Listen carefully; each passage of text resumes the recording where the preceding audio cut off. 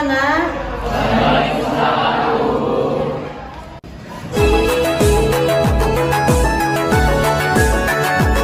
Iya. Beri salam. Assalamualaikum warahmatullahi wabarakatuh. Selamat pagi, Bu. Waalaikumsalam warahmatullahi wabarakatuh dan selamat pagi. Apa kabarnya anak-anak hari ini? Silakan duduk ya. Baiknya kita berdoa terlebih dahulu menurut agama kita yang masing-masing dan ini akan dipimpin oleh kepala kelas. Silakan untuk kepala kelas memimpin doa.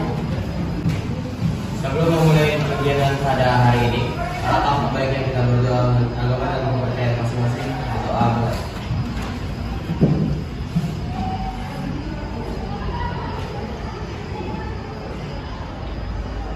Doa selesai. Grup, jadi silakan dibuka HP-nya, kalian akses melalui Google Form ya. Silakan diaksennya.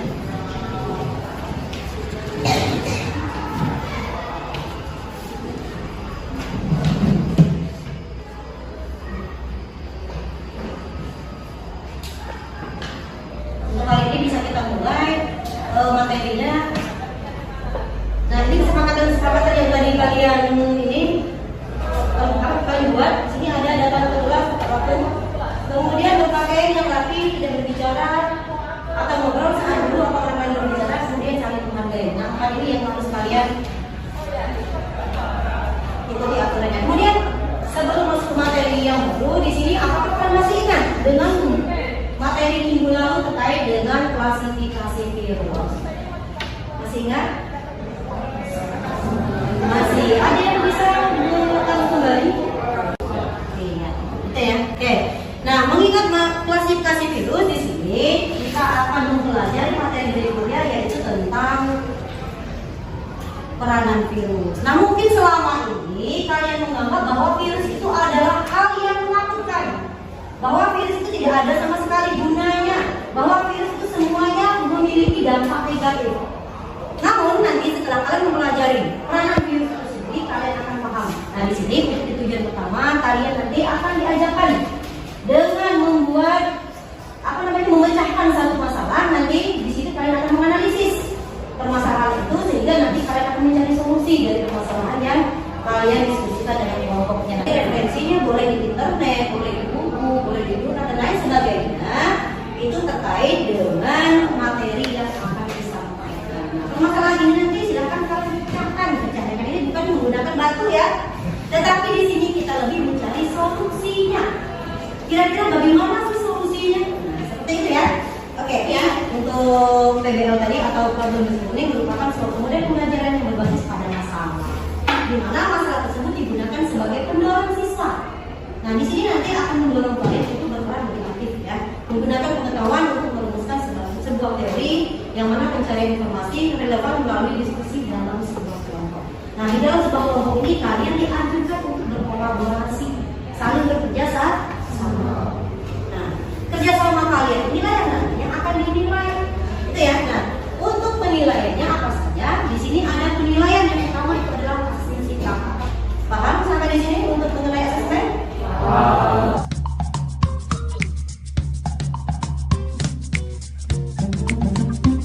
Video terkait dengan peranan virus yang menguntungkan dan beresiko. Silakan disitu ya, disimak. Virus dalam kehidupan sehari-hari sifatnya memungkinkan manusia.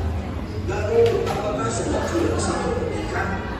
Tidak, tentu saja peran virus yang menguntungkan dan yang mematikan. Sifat penjelasannya, kebanyakan dari kita pasti memikirkan hal negatif. Meskipun virus identik dengan hal negatif seperti menyebabkan penyakit, tetapi peran virus dalam kehidupan dapat juga menguntungkan. Berikut adalah beberapa contoh peran virus dalam kehidupan sehari-hari yang dapat menentukan. Pertama, yaitu produksi vaksin. Sejak zaman dulu, virus sebenarnya telah membantu manusia untuk melawan penyakit. Setelah dijelaskan mengenai peran virus bagi manusia, selanjutnya akan diberikan contoh tentang virus bagi hewan yang dapat merugikan. Berikut ini contoh peran virus dalam kehidupan sehari-hari yang dapat menimbulkan penyakit pada hewan. Terdapat penyakit penyakit tetrelo atau Newcastle disease. Yaitu penyakit ini dapat menyerang sistem saraf pada hewan ternak. Ternyata virus itu ternyata ada penumpukan loh. Baik dari segi apa tadi?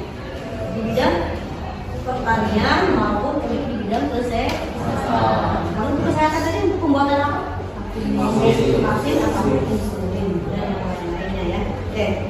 Ini digunakan dalam pembuatan rekayasa genetik. Misalnya untuk terapi gen, kemudian pengobatan secara biologis, yaitu dengan mengembangkan atau membunuh bakteri jamur dan juga pembawa yang bersifat patogen.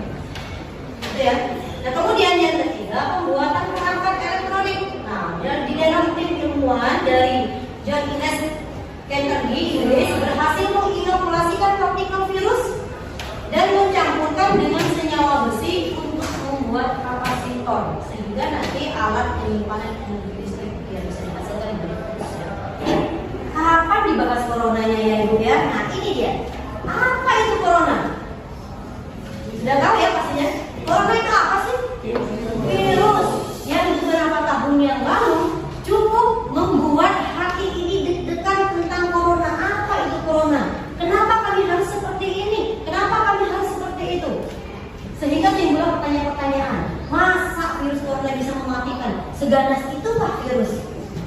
Benar nggak kira-kira? Benar. Oke, kita lanjut lagi di sini. Nah, terkait dengan virus corona. Virus corona adalah jenis baru dari coronavirus yang menular ke manusia, yang mana virus ini dapat menyerang siapa saja, mulai dari lansia, kemudian ataupun golongan usia lanjut, kemudian orang dewasa, anak-anak, bahkan di sini juga sampai ibu hamil dan juga ibu menyusui. Kita bentuk sebuah kelompok. Nah, apa pertanyaannya yang pertama? Bagaimana kita dapat mengatasi penyebaran penyakit menular yang disebabkan oleh virus corona di masyarakat? Itu yang pertama. Yang kedua, bagaimana langkah-langkah pencegahan dapat ditingkatkan untuk mengurangi risiko penyebab virus? Kemudian yang ketiga, bagaimana pandemi COVID-19 dapat mempengaruhi aspek sosial ekonomi di masyarakat? Untuk prosedur dalam menjawab ini baru. Untuk menjawab ini nanti, ini kan ada 10 pertanyaan nih. Nah untuk 10 pertanyaan ini nanti kalian dibagikan sesuai dengan kelompok yang sudah kita bagikan sebelumnya terkait klasifikasi virus. Kelompok yang klasifikasi virus kemarin nanti kalian duduk sesuai dengan kelompoknya masing-masing. Untuk cara pengerjaan LKPD-nya nanti silakan kalian buka di link masing-masing LKPD-nya. Nah untuk LKPD-nya nanti sudah dibagikan link per kelompok masing-masing. Dan untuk pengerjaannya kalian kerjakan di dalam HP. Kita tidak menggunakan kertas. Tapi HP kalian itulah yang nantinya kalian manfaatkan baik itu dari pekerjaan LKPD maupun mencari referensi terkait dengan masalah yang nantinya akan kalian bahas per kelompok. Silakan duduk sesuai dengan kelompoknya masing-masing.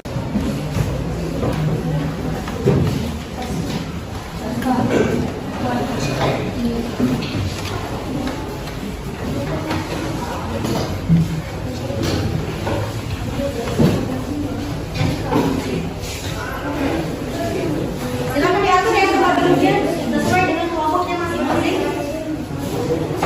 Di sini nanti kita berkaitan dengan konsentrasi ya. Nanti kalau ibu bilang gabung 1, gitu ya. Kemudian gabung 2 kali ya. Tepuk 3 kali, tepuk 4 kali, dan tepuk 5 kali. Oke? Bisa diikuti? Bisa. Oke. Tepuk 2, tepuk 3, tepuk 4, tepuk 5. Sekarang 3. Nah, sepertinya masih belum konsentrasi. Ibu kan nggak bilang tepuknya, hanya 3 kan? Kenapa kalian tepuk semua? Oke, bisa diulangi lagi? Bisa. Tepuk 2, tepuk 3, 1. Masih ada yang belum konsentrasi. Oke, kira-kira sudah konsentrasi?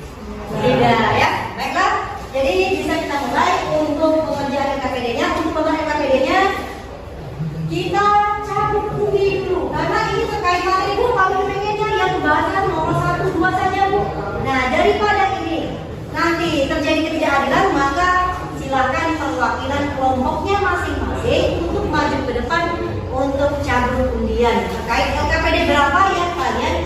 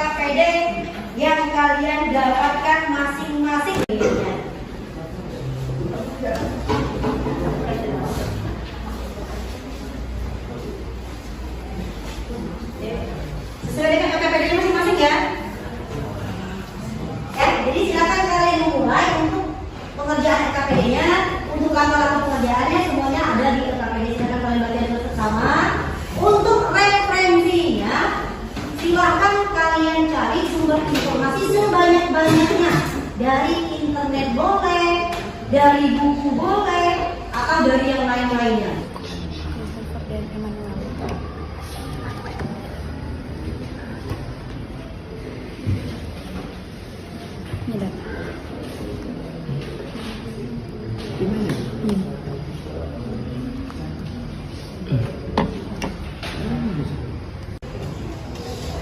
Ketuanya siapa? Mas Novel ya?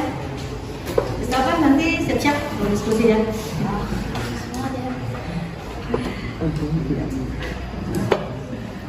Kita bisa mulai presentasi ya. Kira-kira siapa nih? Ya masing-masing kelompok biar menampilkan semua. Kira-kira kalau 5 menit itu nggak? Lebih dikit 7 menit ya. Bukan dari diskusinya.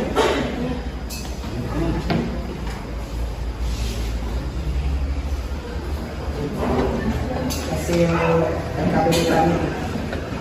Perkenalkan nama saya Christopher Emmanuel dan Langsung ke soalnya, bagaimana pandemi COVID-19 dapat mempengaruhi aspek sosial dan ekonomi di masyarakat? 1. Dengan kehadiran pandemi COVID-19 tentunya memberikan sebuah tantangan baru bagi Indonesia dengan spektrum dan magnitud belum pernah terjadi sebelumnya. Pandemi saat ini memiliki dampak pada sosial dan perekonomian masyarakat. Salah satu contoh aspek sosial masyarakat yang signifikan pada seluruh komunitas global adalah mengakibatkan peningkatan pengangguran, pemisahan keluarga, dan berbagai lainnya perubahan ekonominya dianggap penting. Faktor resiko psikologis untuk kecemasan, kesedihan, bunuh diri, dan melukai diri sendiri. COVID-19 berdasarkan kategori usia. Jawabannya bisa kita lihat dari lingkaran grafik tersebut bahwa rentang usia yang banyak terkena COVID berusia 20 sampai 44 tahun. Selamat siang semuanya.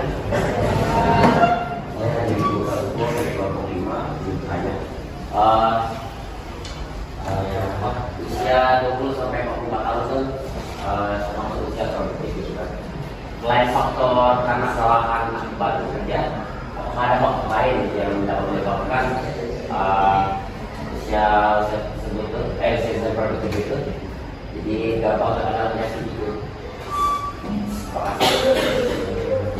Menganggap kalau hal tersebut itu hal yang kecil yang diremehkan gitu. Jadi kayak terus kalau hidup mereka juga yang kurang sehat dari makanan, segi minuman, lingkungan mereka, aktivitas mereka nggak pakai masker lagi. Baik, terima kasih sudah menjawab. Masih ada yang ingin bertanya? Dan jadi kita batasi karena tidak waktu juga ini. Jadi bisa langsung ditutup. Dari kami, terima kasih.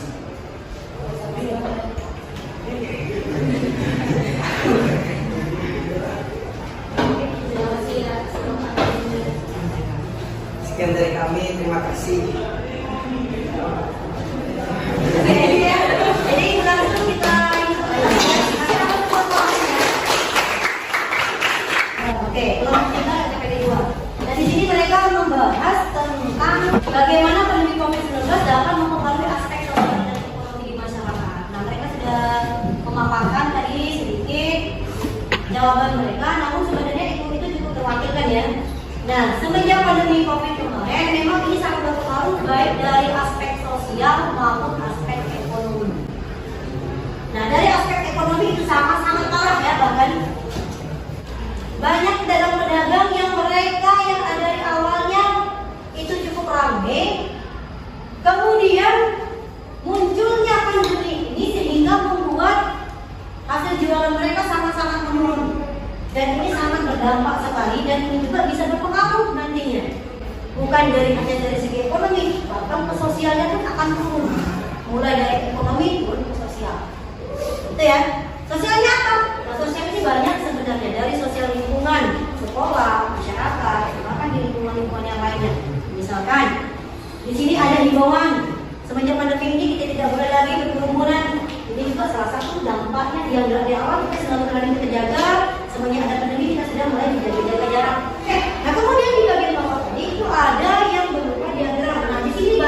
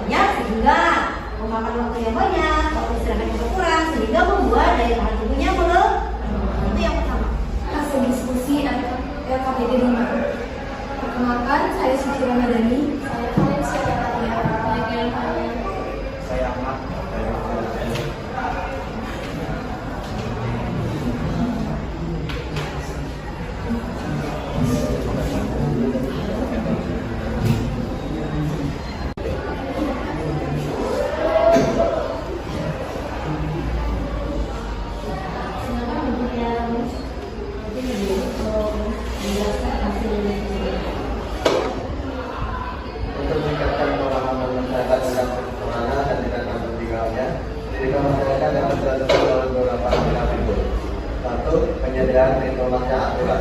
Pemerintah, otoritas kesehatan, dan lembaga pendidikan dapat menyediakan informasi yang akurat tentang virus corona dan tindakan pencegahannya. Ini dapat mencakup penyampaian fakta dan data terkini, menjelaskan tentang gejala dan penyebab virus, serta memberikan panduan yang jelas tentang tindakan pencegahan yang efektif dan mendorong tindakan pencegahan. Pendekatan ini dapat mencakup kegiatan seperti diskusi kelompok, pertemuan komunitas, dan kampanye kesadaran di tingkat lokal. Dengan melibatkan anggota masyarakat secara aktif, pesan tentang pengertian virus corona dan tindakan pencegahan dapat lebih mudah dipahami dan diterima. Yang kedua, apa strategi yang efektif untuk menyampaikan informasi kesehatan kepada masyarakat secara luas? Untuk menyampaikan informasi kesehatan kepada masyarakat secara luas, beberapa strategi yang efektif yang dapat digunakan. Pertama, kampanye komunikasi massal. Dua, kolaborasi dengan influencer atau public figure. Tiga, pendekatan interaktif dan melibatkan masyarakat. Empat, menggunakan teknologi dan aplikasi digital. Lima, kemitraan dengan lembaga pendidikan dan organisasi kesehatan. Enam, melibatkan tenaga kesehatan. Dan tujuh, sumber daya online yang terpercaya. Tiga, penyebab munculnya permasalahan tersebut. Penyebaran COVID-19 dapat terjadi karena sentuhan fisik antar orang, bisa karena menggunakan hidup, mulut, atau karena menggunakan barang, kadang-kadang mengikat air hidup orang menggunakan virus corona. Jadi menurut kami penyebab munculnya masalah tersebut adalah karena masyarakat tidak melakukan social distancing serta tak mengikuti protokol kesehatan 5M. Apa tindakan apa yang dapat dilakukan? Adalah pasukan perkembangan COVID-19 berdasarkan kategori usia. Penyebaran COVID di umur 1 sangat sedikit dianggap hal dengan masyarakat. Orang tua yang sangat berperan penting untuk menjaga buah hati dari penyebaran COVID-19. Penyebaran COVID di usia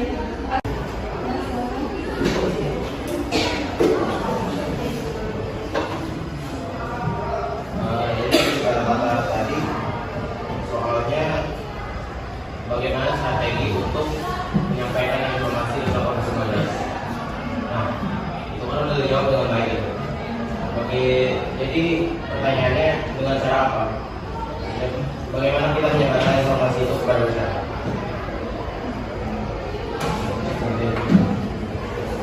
Dan boleh juga saya ajak seluruhnya di sini untuk ikut berdiskusi. Kira-kira apa cara kita untuk menyebarkan, mempromosikan bagaimana orang bisa mengikuti prokes tersebut.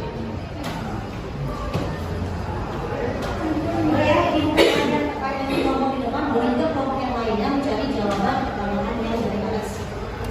Siapa tahu sudah lebih banyak diskusi, maka lebih banyak jawaban-jawaban yang mungkin berbeda dari pertanyaan yang lain. Yang lainnya mungkin untuk menjawab pertanyaan dari temannya tadi, kita melalui media apa ya? Atau melalui apa? Menggunakan apa ya? Iya, bentuk media apa saja yang bisa digunakan untuk menyebarkan terkait informasi mengenai COVID-19, baik itu berita COVID itu sendiri maupun antisipasi di dalam pencegahannya ya. Alexander ingin menjawab dari kelompok kami. Nanti yang kelompok lain boleh menyangka ya, menambahkan jawabannya. Seperti yang sudah kami bacakan, strategi yang efektif dapat digunakan untuk menyampaikan informasi kesehatan kepada masyarakat secara luas. Yang pertama, menggunakan kampanye komunikasi massal, yaitu dengan cara menggunakan media massal seperti televisi, radio, media cetak, dan media sosial untuk mengirim pesan kesehatan kepada masyarakat secara luas. Yang kedua, kolaborasi dengan influencer atau public figure. Dengan cara melibatkan influencer, populer, tokoh masyarakat atau selebriti yang memiliki pengaruh dalam komunitas untuk menyampaikan pesan kesehatan. Yang ketiga, pendekatan interaktif dan melibatkan masyarakat. Dengan cara melibatkan masyarakat dalam proses penyampaian informasi kesehatan. Ini dapat mencakup kegiatan seperti diskusi kelompok, lokakarya, rekam video kreatif, dan kampanye media sosial yang meminta partisipasi secara aktif dari masyarakat. Melibatkan masyarakat dalam proses penyampaian informasi kesehatan Ini dapat mencakup kegiatan seperti diskusi kelompok,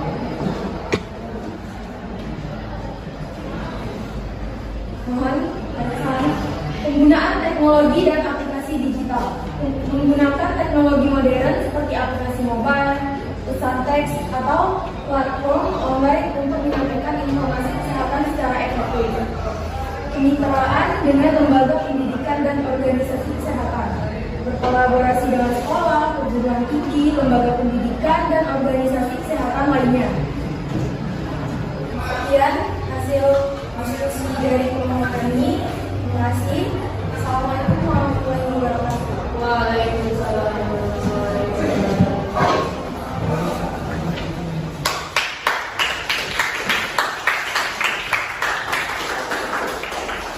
Pandemi kemarin banyak sekali berita yang berkaitan dengan COVID. Ya. Nah di sini bisa melalui televisi, radio dan lain sebagainya. Itu yang bisa kita. Karena sekarang ini sudah dunia modern ya. Nah kalau dari melalui kabar bisa kok bisa. Namun sekarang ini orang lebih canggih lagi dalam penginformasian itu bisa sudah menggunakan teknologi, gitu ya. Nah kemudian ada juga yang melalui kampanye komunitas massa yang mana penggunaan media massa seperti televisi tadi, radio, media sosial dan juga dapat dimanfaatkan untuk merancang kampanye komunikasi yang menyampaikan pesan-pesan penting tentang virus corona dan juga pencegahan. Kemudian ada pelibatan komunitas juga, yang mana komunitas ini dapat berperan dalam menyebarkan informasi, yaitu tentang atau terkait dengan virus corona dan mendorong tindakan pencegahannya.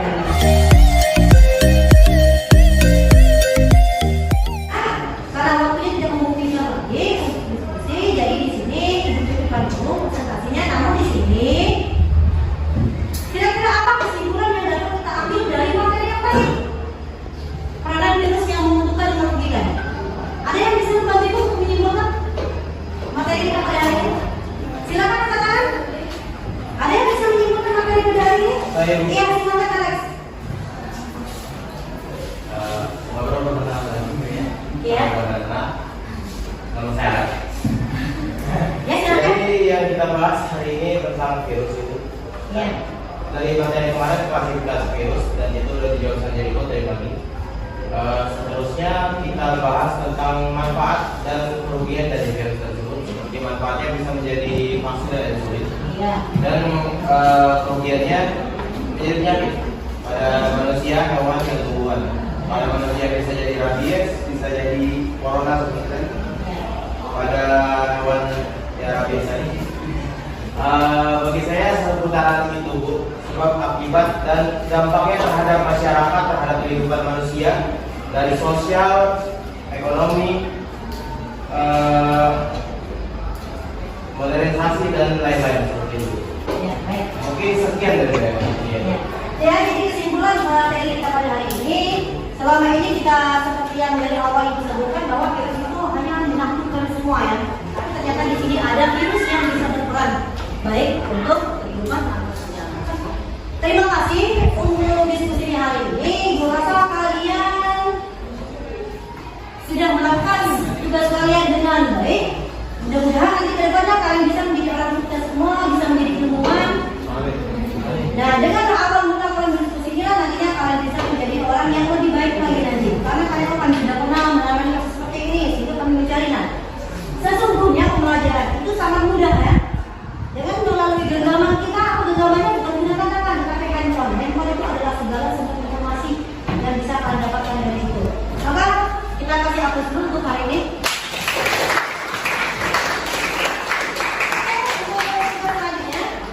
Masih ada juga satu lagi. Silakan kalian buka, nanti aku kirim melalui WA dulu.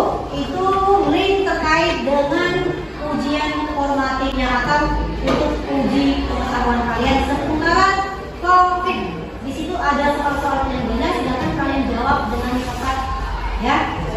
Nah, untuk linknya akan dibuka sekarang ya, silakan dibuka WA-nya masing-masing.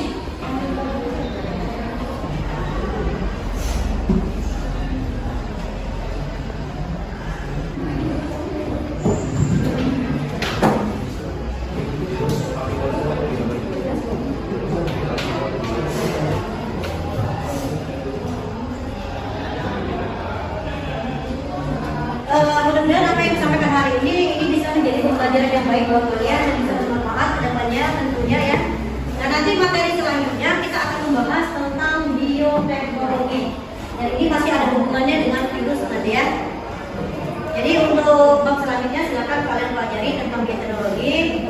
Nah sekali lagi ibu ucapkan terima kasih atas bantuan yang hari ini. Kalian belajarnya sudah cukup tertib, cukup baik, cukup berpartisipasi lah dalam hal diskusi. Maka mudah-mudahan ke depannya kalian bisa menjadi orang sukses nanti ke depannya. Yang bisa mencari solusi dalam segala hal ya. Nah jadi ibu akhiri untuk pelajaran hari ini. Wassalamualaikum warahmatullahi wabarakatuh.